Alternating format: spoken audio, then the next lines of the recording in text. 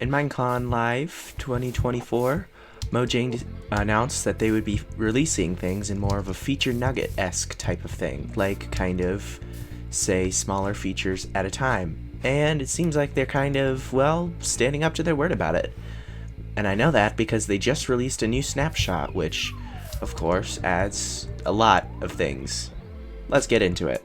First thing you probably saw are the leaf litter blocks. They now generate in forests, as you can see here, and can be obtained by smelting leaves. I think they're supposed to be kind of like the leaves that fall during the autumn, or fall as we call it here in America. Basically, they can be given in 4 stages, as you can see. They generate with random stages by the looks of it. So that's all nice. But another thing you might have seen is these little leaf particles that now drop from trees. It's quite similar to the cherry blossom biome, both with the flowers and the particles.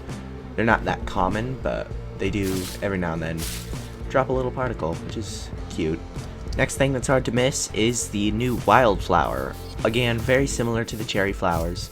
They generate in birch forests, and they can be piled up. Basically, they can be farmed the same way you farm these other things using bone meal. I'll probably design a farm, though I don't think you need a tutorial for that. It's pretty simple. Perhaps the worst change of all, Mojang has added new pig variants, including the cold pig, as you can see here, and the warm pig, which I'll show footage of now.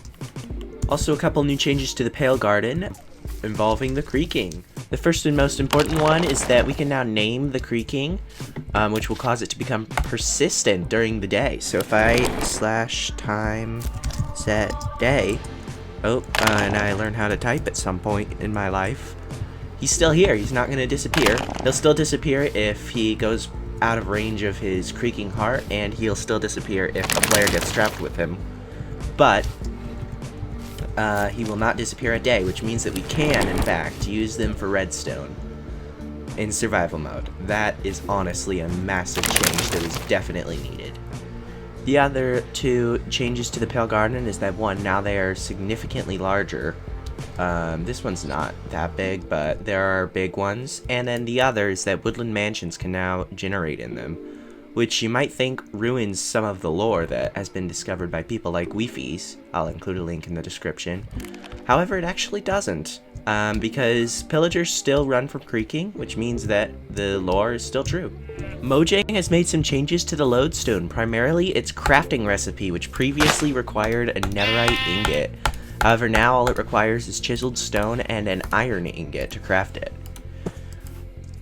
This can be crucial because netherite was very difficult to get, and now it is still difficult to get, obviously, but now we can make lodestones even just at the start of a world, because they're pretty important, but not important enough to need netherite. The other change is that lodestones can now generate in ruined nether portal chests, which is nice because now they're even easier to get.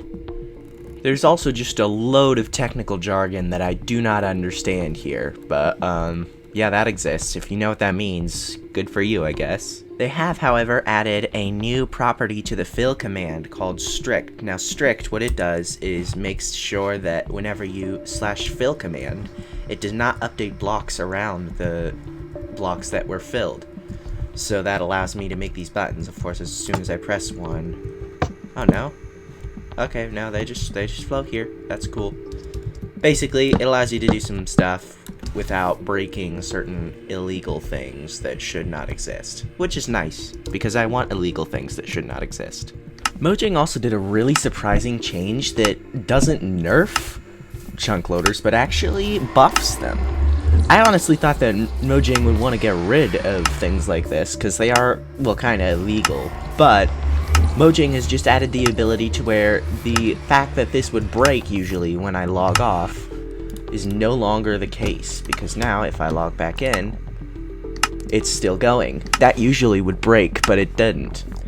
Basically, chunks no longer stop loading from nether portals when you log off, which is surprising, but I'm grateful for it. We've also gotten a lot of new bug fixes, including some less effective ones and some that are pretty significant. For example, You used to be able to inflict fire upon someone using a fire aspect sword if you have sweeping edge, even if PvP is turned off.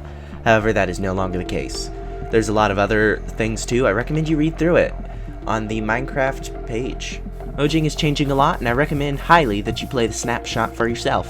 However, that is all for now. Thank you so much for watching. Please consider subscribing. We're getting pretty close to 1,000 views on my last video, if we haven't already hit it by the time I post this.